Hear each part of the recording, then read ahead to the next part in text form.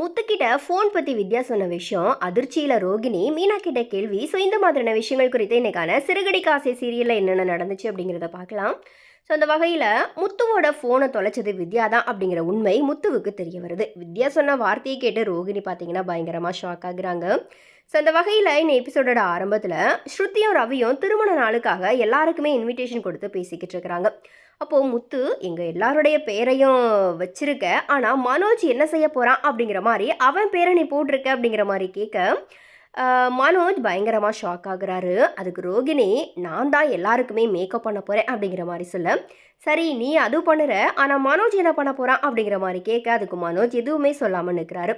அதுக்கு முத்து அப்போது உன் கடையில் இருக்கிற கல்லாப்பெட்டியை கொண்டு வந்துரு அப்படிங்கிற மாதிரி சொல்கிறாரு. இதனால் விஜயா பார்த்தீங்கன்னா கோவப்பட்டு முத்துவை திட்டுறாங்க. அதுக்கப்புறமா அண்ணாமலை எல்லாருடைய பேரையுமே மறக்காமல் இன்விடேஷனில் போட்டதுக்காக ஸ்ருதியை பாராட்டுறாங்க. ஆனால் மீனா சொன்னதுனால தான் எனக்கு தெரிஞ்சுது அவங்க தான் இதுக்கு காரணம் அப்படிங்கிற மாதிரி ஸ்ருதி சொல்ல அண்ணாமலை பார்த்தீங்கன்னா மீனாவை பாராட்டுறாரு. அந்த நேரத்தில் முத்துவுக்கு பார்த்தீங்கன்னா கால் வருது. அதாவது முத்து ஹெல்ப் பண்ண அந்த தாத்தாவுடைய உறவினர் ஃபோன் பண்ணுறாரு.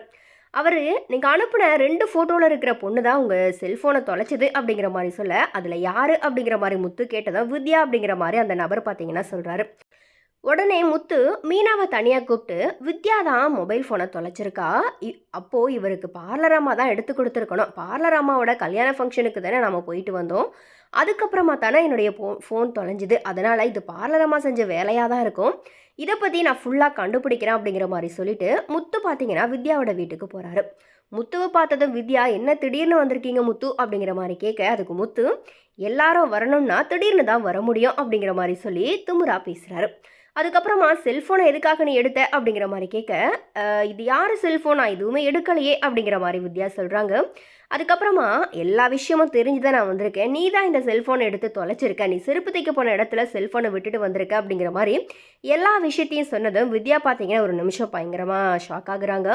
அதுக்கப்புறமா நான் இந்த செல்ஃபோனை தெருவில் விற்கிறவங்க கிட்ட தான் வாங்கினேன் அப்படிங்கிற மாதிரி, செல்ஃபோன் சரியில்லாமல் போயிடுச்சு, மாத கடைசி அப்படிங்கிறதுனால என்கிட்ட பணம் இல்லை, அதனால தான் இந்த பழைய ஃபோனை நான் வாங்கின அடுத்த நாளே இது என்கிட்ட இருந்து காணாமலும் போயிடுச்சு, எங்கே தொலைச்சினே தெரியாமல் இருந்தேன், ஆனால் அது செருப்பு தைக்க போன இடத்துல தான் தொலைஞ்சுதுன்னு இப்போ தான் எனக்கு தெரியும், இந்த ஃபோன் வாங்கினதுனால எனக்கு 2000 ரூபாய் நஷ்டம் ஆயிடுச்சு, இது உங்கள் ஃபோன் அப்படிங்கிற மாதிரி தெரிஞ்சிருந்தா நான் உங்ககிட்ட அப்போவே கொடுத்துருப்பேனே அப்படிங்கிற மாதிரி சொல்ல, இதெல்லாம் நம்ப முடியாத மாதிரிலாம் இருக்குது, நீ பார்லரம்மா ஃப்ரெண்டு அவங்கள போலவே நீ பேசுகிற, தப்பு செய்கிறவங்களை விடவும் தப்புக்கு துணை போகிறவங்களுக்கு தான் தண்டனை அதிகம், உன்னை கல்யாணம் பண்ண போகிறவன் என்ன பாவம் செஞ்சான்னு தெரியலை அப்படிங்கிற மாதிரி முத்து பார்த்தீங்கன்னா வித்யா கிட்டே சொல்லிட்டு போயிடுறாரு.